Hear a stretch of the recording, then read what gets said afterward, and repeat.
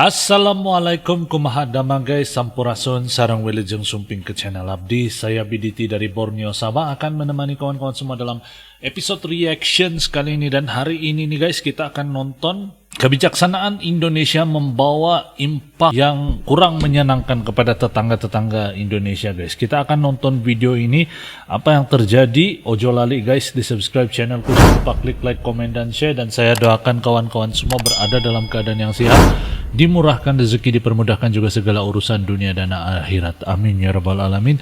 Tanpa buang-buang waktu guys, mari kita sama-sama nonton isi kandungan daripada video yang satu ini seperti apa. Let's go. Kita bersinar, BDT buka mata dunia, Sabah dan Indo satu frekuensi sama irama, silaturahmi lewat video kita terus maju. BDT channel, reaksi bikin bersatu.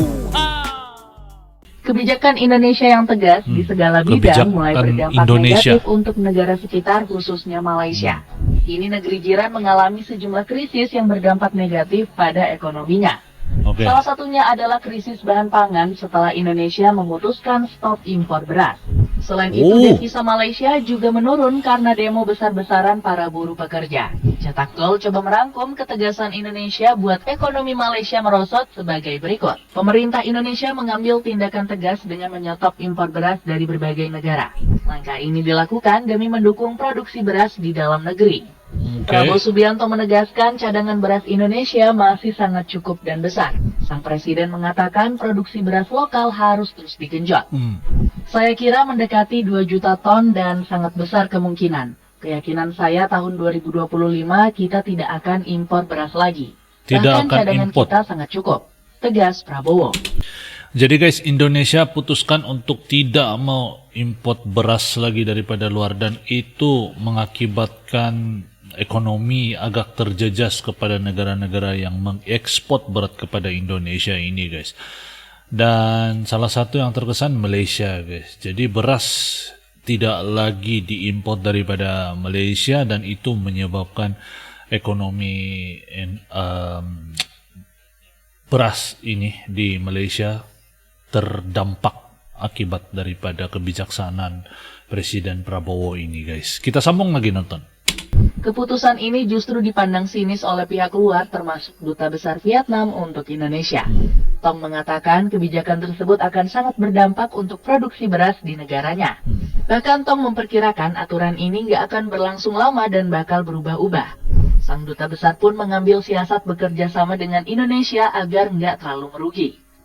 Kami adalah salah satu negara eksportir beras terbesar di dunia.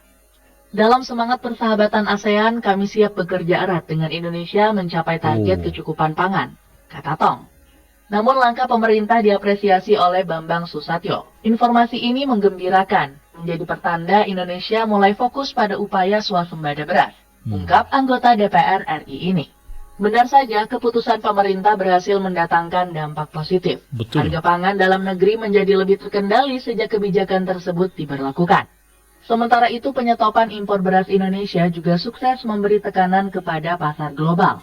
Sebab harga beras turun drastis dari $640 menjadi $490 per metrik ton. Situasi tersebut jelas jadi ancaman besar untuk negara di kawasan Asia Tenggara. Sebut saja Malaysia yang sampai kalang kabut karena dilanda krisis beras. Alhasil pemerintah negeri jiran ingin berguru ke Indonesia untuk memenuhi kebutuhan di sektor pertanian. Hal tersebut disampaikan langsung oleh Datuk Seri Panglima Bung Mokhtar Radin. Jadi kurang dari peristiwa-peristiwa itu, Presiden Indonesia pada suatu ketika mengarahkan Menteri Pertanian untuk membuat transformasi pertanian. Dan mereka telah mentransformasi dari atas sampai bawah pertanian, ungkap anggota parlemen Malaysia itu. Bung Mokhtar. Kerugian besar Malaysia tidak bisa ekspor pakaian bekas. Pihak asing gak henti-hentinya menguji kesabaran Prabowo Subianto.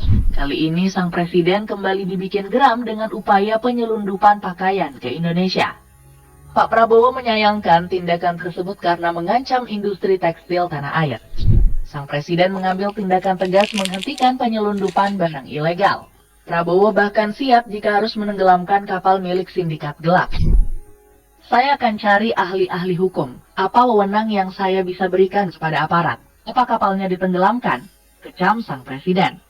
Sementara Oke guys, jadi nampaknya kebijaksanaan Indonesia ini menyebabkan keuntungan kepada Indonesia, bahkan mengganggu sistem ekonomi yang ada di Asia Asia Tenggara. Jadi kalau dulu dorang selalu ataupun Indonesia selalu import beras, tapi mereka menghentikan import beras dan lebih menggunakan produk lokal, dan itu membuatkan negara-negara yang biasa mengekspor beras daripada negara mereka itu susah hati. Dan juga kita boleh lihat dampak kepada Malaysia yang selalu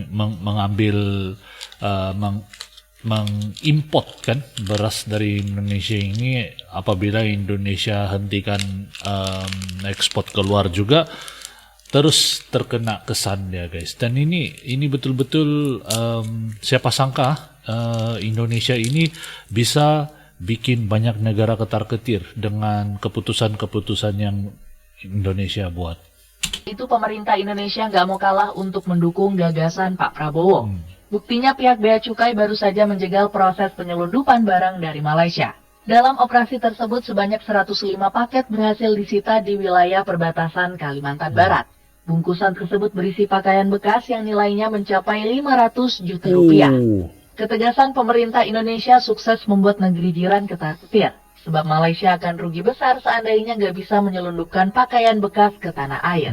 Pasalnya negara tetangga mampu menjual lebih dari 25.000 ton per tahunnya. Bayangkan Karena guys, keuntungannya diklaim bisa mencapai 10 miliar rupiah per tahun. bukan nilai yang segitu. Memanasnya Malaysia akibat Indonesia stop ekspor SDA. Setelah menindak tegas pakaian bekas dari Malaysia, Indonesia mulai tegas ke berbagai sektor. Terutama sektor pengelolaan sumber daya alam yang kerap dikeruk oleh pihak asing. Prabowo Subianto selaku presiden memutuskan untuk menutup keran ekspor SDA. Demi memastikan langkah tersebut berjalan mulus, Prabowo bakal memanfaatkan devisa dikelola dalam negeri. Dana devisa hasil ekspor tersebut bisa dioptimalkan untuk pembiayaan pembangunan. Selain itu, dana ini juga bermanfaat mendukung perputaran uang di dalam negeri. Apabila berjalan sukses, Presiden yakin kebijakan ini bisa membawa keuntungan besar. Bahkan Prabowo optimis negara bisa meraup 100 miliar US dollar. Namun keputusan tersebut justru menimbulkan huru-hara di tanah Melayu. Perusahaan Petronas yang terletak di Sarawak gak tinggal diam dan mau merebut kendali distribusi gas. Namun langkah ini terkesan terburu-buru lantaran persediaan SDA khususnya gas alam Malaysia semakin menipis. Negeri jiran diprediksi akan kehabisan pasokan dalam 39 tahun ke depan. Saat ini cadangan stok SDA gas Malaysia mencapai 42 triliun kaki kubik. Angka ini berbanding jauh dengan Indonesia yang punya 54,83 triliun kaki kubik. Drip maker dari Chris, mesin pembuat kopi yang sangat berkualitas dengan harga terjangkau. Kamu bisa dapatkan dengan harga 200 ribuan aja. Devisa Malaysia menurun karena rencana penarikan buruh. Gak cuma permasalahan sumber daya alam, Malaysia juga ditimpa masalah lainnya. Ratusan pengunjuk rasa buruh menuntut Prabowo Subianto untuk menghentikan ekspor ke negeri jiran. Para buruh Malaysia selalu dimanjakan dan selalu bergantung dengan Indonesia. Di tahun 2024, ekspor dari tanah air ke tanah Melayu mencapai angka 10,9 miliar US dollar. Penghentian ekspor ini juga dipicu oleh insiden penembakan warga negara Indonesia di perairan Malaysia. Mereka mendesak pemerintah Malaysia melakukan penyelidikan secara transparan. Selain itu, massa juga terus mendesak agar Prabowo dapat menarik seluruh buruh Indonesia yang ada di Malaysia. Pasalnya, negeri jiran dianggap gak bisa menjamin keselamatan para pekerja. Kok sekarang para TKI berjibaku untuk bertahan hidup? Sekalipun di sana ilegal, harusnya mereka dilindungi. Betul. Oleh karena itu, Malaysia harusnya dapat memenjarakan pelaku dengan seberat-beratnya. Ungkap Said Iqbal selaku Presiden Partai Buruh. Ternyata kebijaksanaan Indonesia ini dalam membuat keputusan itu semakin luar biasa guys. Dan semakin bikin negara-negara tetangga, negara-negara yang dekat dengan Indonesia ini terkesan dengan keputusan yang Indonesia lakukan. Salah satu tindakan yang dilakukan adalah menghentikan ekspor keluar dan menggunakan barangan-barangan ataupun produk-produk lokal. Jadi itu bikin Indonesia itu lebih stabil guys. Dan kita boleh lihat juga tentang minyak tadi. Ternyata di Malaysia ini tinggal beberapa tahun saja lagi yang bisa diambil gas dan juga minyak dia. Tapi di Indonesia sangat-sangat banyak lagi dia punya stok guys. Jadi ini satu info ataupun video yang kalau menurut saya bisa kita ambil moral dari sini juga lah. Jadi apa pendapat kawan-kawan? Kalau kawan-kawan ada sebarang masukan, sila komen di ruangan komentar di bawah. Dan moga video yang saya bawakan ini bisa memberi kalian hiburan dan memberikan mengisi masa lapang kawan-kawan semua menonton lah. Dan insya Allah kita jumpa lagi di video yang akan datang good people. Terima kasih kerana menonton. Salam santun, damai dan salam silaturahmi.